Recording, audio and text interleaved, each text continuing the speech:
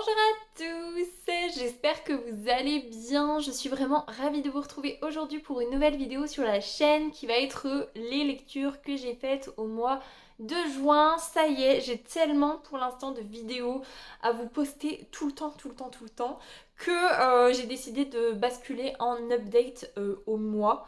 Et il se trouve que j'ai fait 3 lectures incroyables, très bonne, voire même incroyable sur le mois de juin. Donc voilà, comme ça, il n'y a pas de souci de... Je vous présente la dernière lecture du mois de juin au mois de septembre-octobre. Là voilà, je crois qu'en plus vous voyez cette vidéo au mois d'août. Non, peut-être au mois de juillet, donc c'est pas si pire que ça. Bref, on ne perd pas de temps et on commence tout de suite. Je vous avais dit en vlog que je passais un mois de juin incroyable niveau lecture et franchement ça a été une expérience de lecture génialissime. J'ai fait coup de cœur sur coup de cœur ou expérience trop génialissime avec une très bonne lecture. Donc franchement, je ne regrette absolument pas. Et là, juillet est plutôt bien parti puisque la lecture que j'ai en cours et que je finis normalement aujourd'hui, elle est aussi topissime. Je vais essayer de faire un résumé spoilant d'ailleurs sur celui-ci. Parce que j'aurais peut-être pu faire un résumé spoilant quand même pour... Bref, je pars dans tous les sens. Du coup, première lecture que j'ai faite au mois de juin et je l'ai même commencé au mois de mai. J'étais pratiquement à 50% avant de terminer le mois de mai, mais pas complètement. Je crois que j'étais à 46%, donc c'est tout. Je l'ai fait rentrer au mois de juin. Et c'est le tome 1 de The Crucible d'Abigail Owen, donc The Games Gods Play. Alors, je l'ai vu passer partout, celui-ci, et objectivement, j'en avais peur, il me faisait pas très envie. Enfin, c'est pas qu'il me faisait pas très envie, ça me faisait envie, mais j'avais peur. J'avais peur puisque au niveau du résumé, on va suivre Lyra qui a été maudite par Zeus lorsqu'elle était bébé et elle est condamnée à ne pas être aimable, donc personne ne va réussir à l'aimer.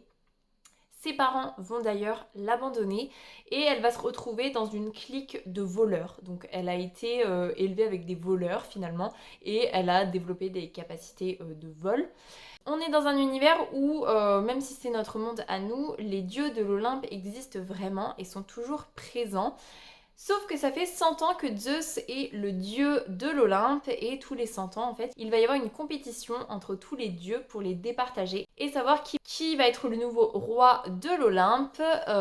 Donc chaque dieu va choisir un humain sur Terre qui va se battre à sa place pour éviter des cataclysmes terribles parce que quand les dieux se battent les uns avec les autres, c'est assez explosif, on va pas se mentir. Donc chaque dieu va désigner un champion ou une championne et il se trouve que Hadès, qui normalement ne doit pas participer parce que Hadès est déjà le roi des enfers, il ne peut pas normalement être le roi des dieux sur l'Olympe, il va quand même décider de participer à la dernière minute et il va choisir Lyra pour être sa championne. Et voilà, globalement, le tome 1, c'est ça. On suit du coup Lyra qui arrive sur l'Olympe pour participer aux épreuves. C'était incroyablement addictif. J'ai passé un début du mois de juin où j'étais fatiguée après parce que j'ai fait des sessions de lecture jusque minuit et demi. 1h moins 10, je travaillais le lendemain, mais je me faisais 3 heures de lecture d'affilée le soir tellement c'était cool. Même fatiguée, je ne m'endormais pas sur ma liseuse tellement c'était bien. Franchement, j'ai adoré. J'avais très peur parce que on va suivre le dieu Hadès, même si c'est pas une réécriture de Hadès et Perséphone. Perséphone, elle est plus ou moins présente dans ce tome 1. Pour ceux qui l'ont lu, vous voyez comment. Pour les autres, je préfère pas trop vous donner d'informations parce que ça fait vraiment partie en fait de l'intrigue. Enfin, c'est un petit bout de l'intrigue, mais ça a son importance quand même. Et depuis que j'ai lu Hadès et Perséphone de Scarlett Sinclair, j'ai beaucoup de mal, j'adore la mythologie, mais j'ai beaucoup de mal avec les réécritures au niveau des mythes. Donc j'avais très peur de ça. Et en fait, j'ai vu l'avis de Louise de Rêve ta vie en lecteur qui disait que c'était trop bien, que même la romance, ça allait quand même, et que c'était surtout les épreuves qui prenaient beaucoup de place, qui étaient intenses, qui étaient inventives. Et je peux vous dire exactement la même chose. Les épreuves étaient incroyables. Elles se déroulent sur plusieurs chapitres. Elles sont inventives, elles sont propres à chaque dieu. Et franchement, c'était incroyable, vraiment incroyable. Elles sont extrêmement difficile puisque c'est une compétition qui peut être mortelle. On va gagner en fonction du nombre d'épreuves qu'on va remporter. Celui qui aura le plus de points va remporter la partie, mais on peut aussi très bien perdre la vie et pas juste l'épreuve à laquelle on participe.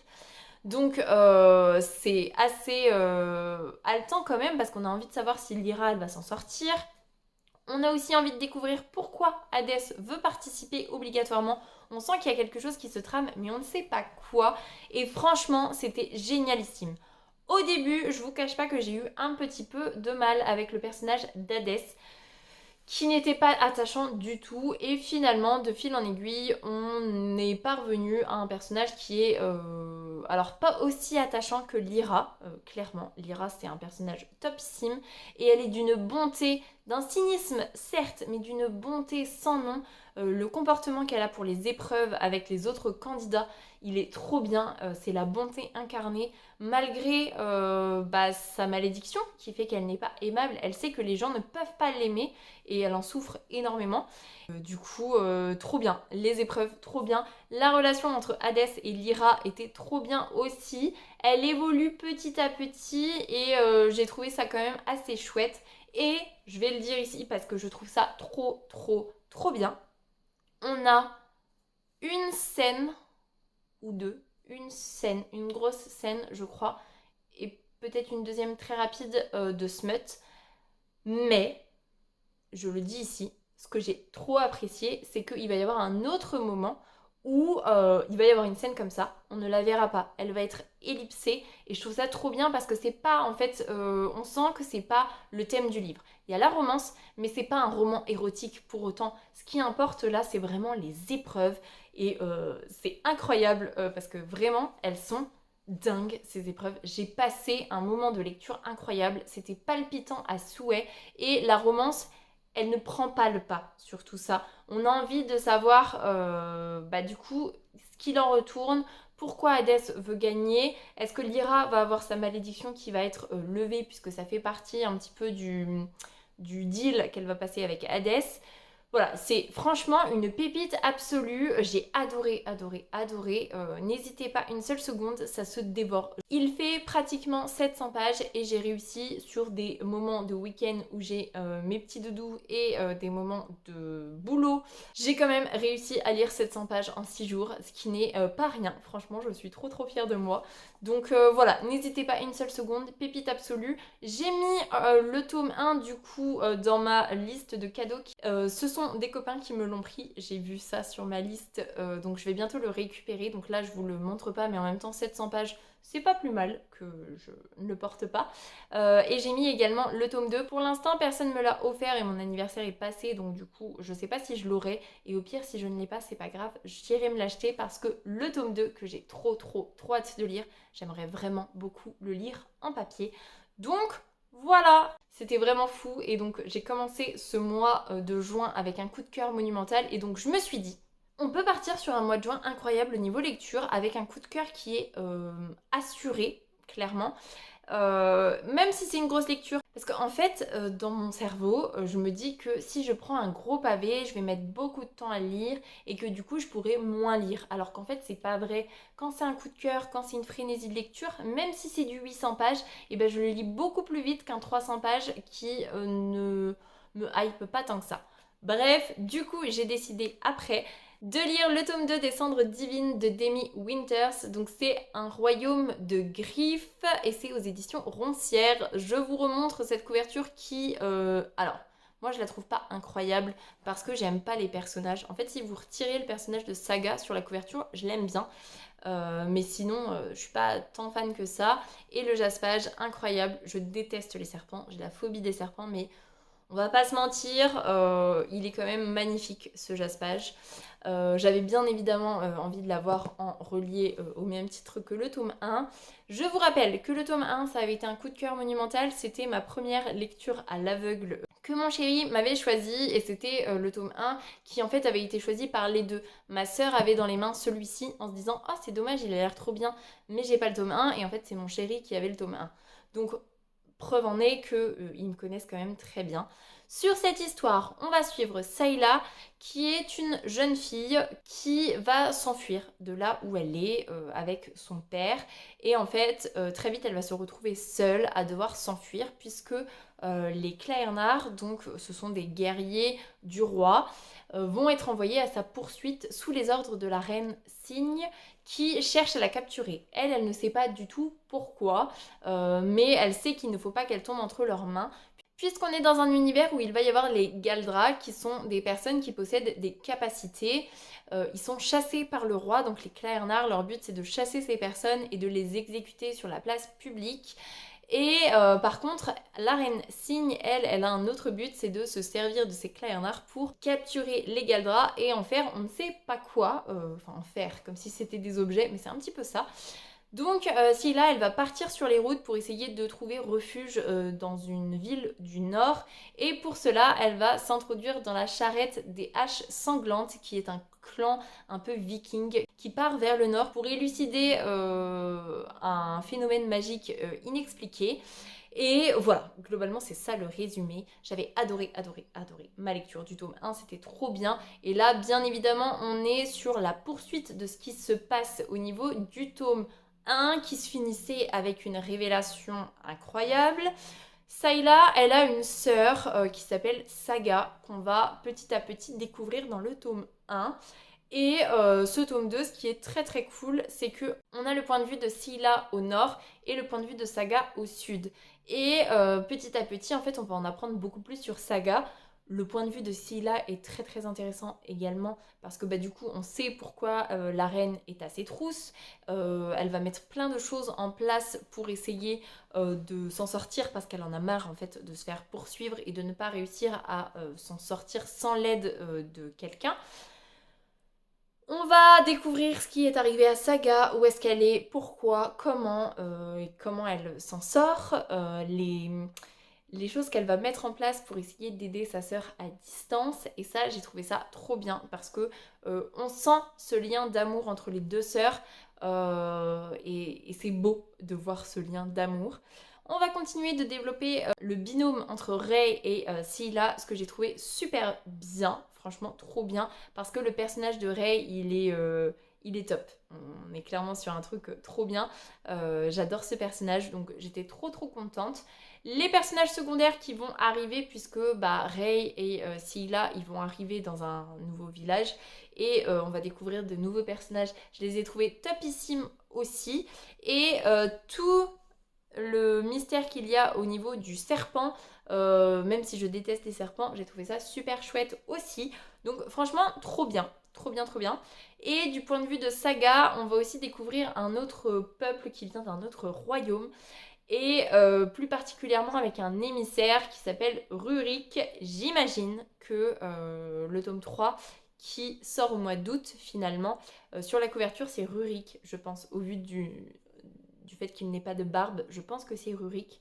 Bref, j'ai trouvé ça trop bien aussi de développer un petit peu cet autre peuple, de voir la différence de coutumes. Enfin, il y a énormément de choses. Franchement, c'est une saga pépite, c'est une saga coup de cœur. Ça fait partie de la dark fantasy quand même parce que c'est assez sanglant. Déjà, il y a un clan qui s'appelle les Haches Sanglantes. Il y a des tortures infâmes qui sont faites sur les Galdra.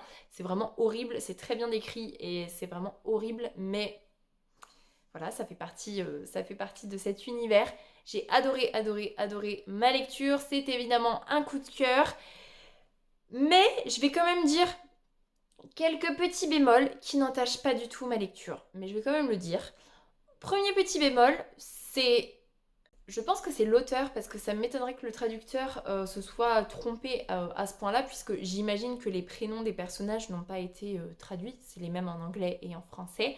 C'est que des fois... même si quand on est avec Scylla, des fois elle va penser à Saga, il y a des moments où vraiment l'auteur elle veut dire Scylla et elle va dire Saga. Parce que comme on a une alternance de point de vue, des fois elle se trompe. Alors, pas sur le nombre de pages, on est sur 770 pages à peu près, ça va pas arriver non plus des dizaines de fois. Mais suffisamment de fois pour que ça m'ait fait tiquer quand même plusieurs fois.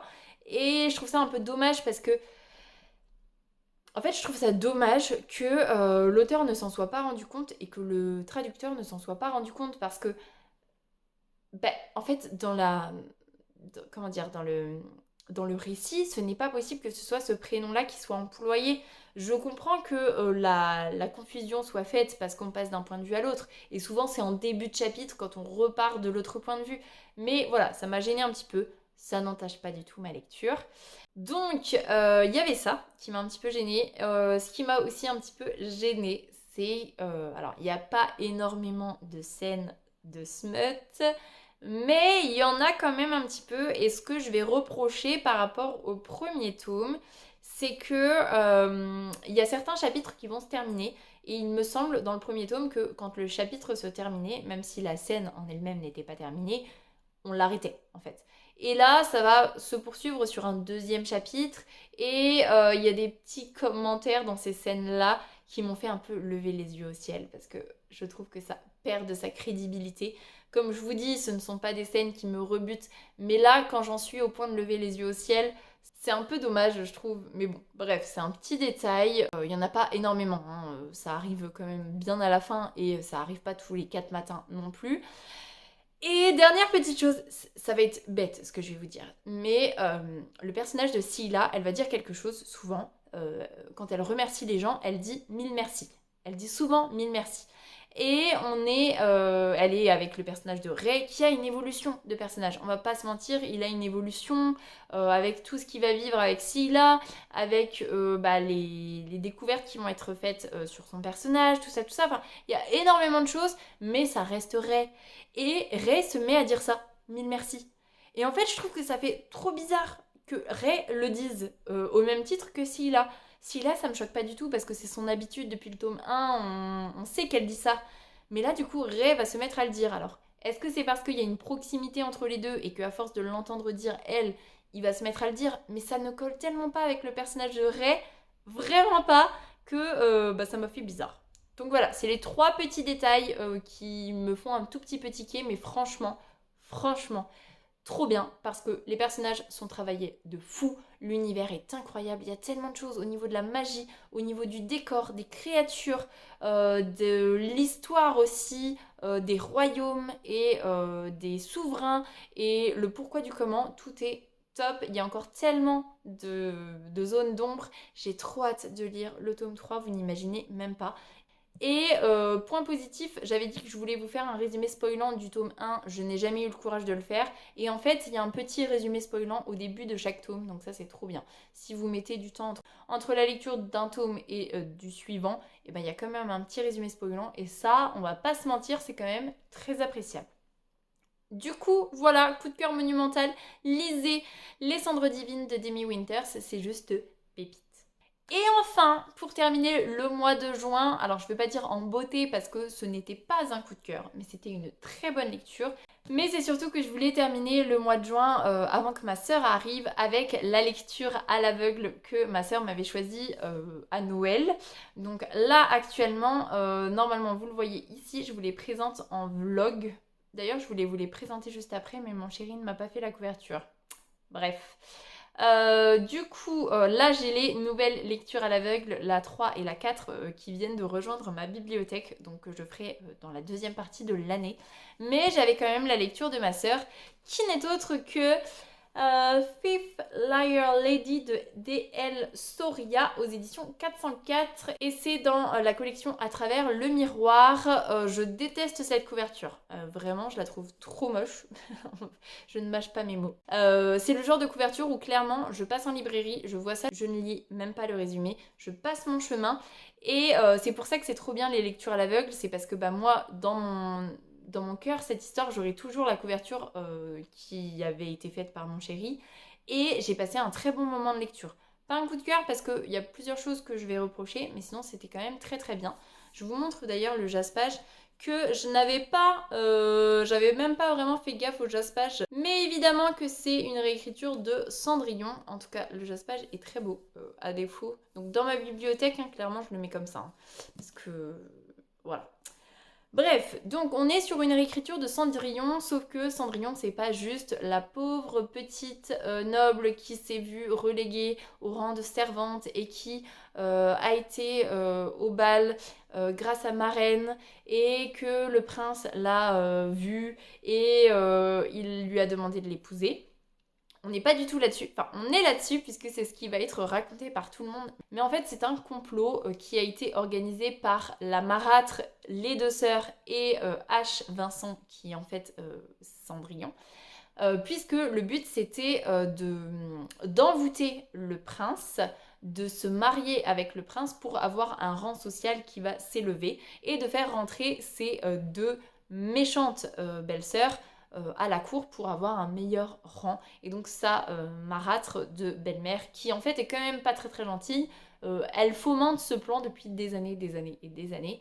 Et donc on va suivre H. Vincent qui on est après là. Elle est au palais, elle a été au bal, aux 3 balles, elle a perdu sa chaussure, le prince l'a retrouvée, tout ça, il l'a sauvée de sa famille adoptive et on est après. Sauf qu'en fait, H, elle n'est pas à la cour uniquement à cause des dessins de sa marâtre de belle-mère. Elle y est également sous les ordres, entre guillemets, de sa grand-mère maternelle qui fait partie de la rébellion, puisque dans cet univers, il y a un royaume qui a été conquis il y a une dizaine d'années, je crois, et le peuple a été plus ou moins réduit en esclavage. Donc le but de H, c'est d'arriver au palais et d'essayer d'aider la rébellion au mieux qu'elle peut.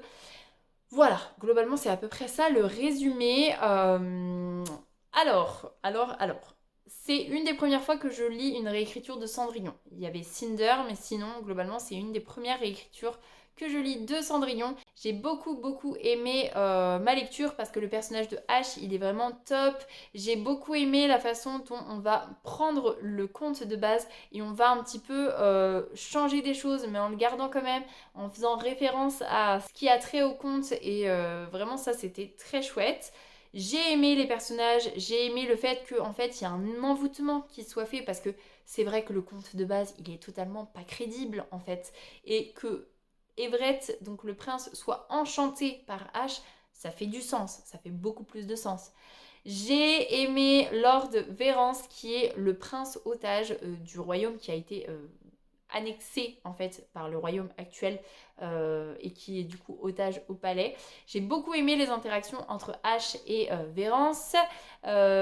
J'ai beaucoup aimé découvrir petit à petit le pourquoi du comment, pourquoi est-ce qu'elle est au palais, qu'est-ce qu'elle fait, dans quel but. Tout ça, j'ai trouvé ça super bien.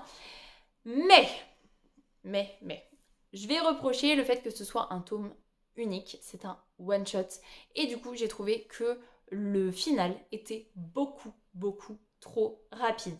Alors, d'une certaine façon, il est logique puisqu'il fait très conte. Il fait très, on va trouver, parce que vraiment, en 3 jours, ça se règle. Quelque chose qui dure depuis des années. Là, en 3 jours, elle va trouver la solution, elle va poser sa solution et ça va être comme ça et direct et il n'y aura pas de problème et ça va rentrer comme une lettre à la poste.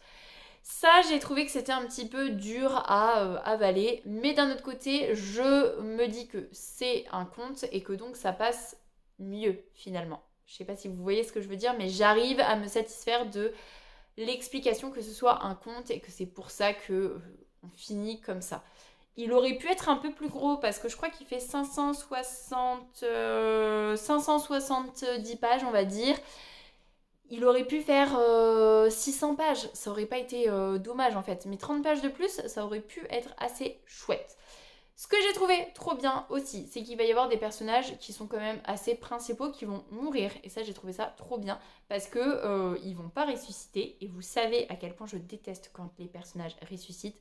Du coup là, j'étais un petit peu sur les fesses, comme on pourrait dire, quand j'ai vu qu'ils étaient morts et ce que ça allait engendrer. J'ai craint pour la vie d'un de mes personnages préférés parce que comme je savais qu'elle était capable de faire mourir des personnages potentiellement principaux, je me suis dit que c'était peut-être possible parce que là franchement il frôle la mort un nombre incalculable de fois. Donc voilà, ça c'était vraiment très chouette. Mais, et peut-être que c'est aussi dû au fait que ce soit un one-shot, mais il y a des moments où clairement c'est appuyé, un détail. On sait que H, elle va couvrir ses arrières tout du long quand elle est au palais pour ne pas se faire découvrir par personne au palais. Et il y a un moment donné où il y a un détail qui fait qu'elle ne couvre pas ses arrières, on va appuyer dessus. Et à partir de ce moment-là, on sait que ce détail-là, il est fait pour justement enclencher une situation compliquée après et servir l'histoire. Et en fait, ce qui m'agace et ce qui me dérange un petit peu, c'est le fait que ce soit vraiment appuyé. On appuie sur le fait que H, elle couvre toujours ses arrières, mais à ce moment-là, elle ne va pas le faire. Et du coup, vraiment, 1 ou 2 chapitres après, elle se fait avoir. Et voilà, du coup ça m'a un petit peu gênée. Mais sinon, c'était une très très très bonne lecture. J'ai adoré la réécriture. J'ai trouvé ça vraiment très très chouette. Après, comme je vous dis, on est sur un happy end qui est un peu trop simple à mon goût, un peu trop rapide. Mais ça passe parce que c'est une réécriture de conte. Donc pour moi, je dis que ça passe. Donc très bonne lecture et encore une fois, trop bien de l'avoir fait à l'aveugle. Et je vous redis, mais trop bien choisi parce que jamais je ne l'aurais choisi. Parce que franchement, c'est pas fait pour moi. Donc voilà. J'ai pas grand chose d'autre à vous en dire. Est-ce que vous pouvez le lire? Oui, vous pouvez le lire. D'ailleurs, dites-moi en commentaire si vous aviez deviné de quel livre il s'agissait quand je vous montrais le jaspage, si vous aviez percuté ou pas. Donc voilà pour celui-ci. Très bonne découverte, très bonne lecture. Voilà. Du coup, voilà pour cette update lecture qui va être un petit peu plus longue que d'habitude puisque j'avais un petit peu plus de livres à vous présenter. J'espère qu'il vous aura plu. Si c'est le cas, n'hésitez pas à mettre un petit pouce dans les airs, à vous abonner à la chaîne et à venir discuter avec moi en commentaire. Ça me fera super plaisir. Pour les plus timides, un petit emoji tigre, ce sera très apprécié. En attendant, je vous souhaite une très belle semaine, de très belles lectures et je vous dis à la semaine prochaine. Salut!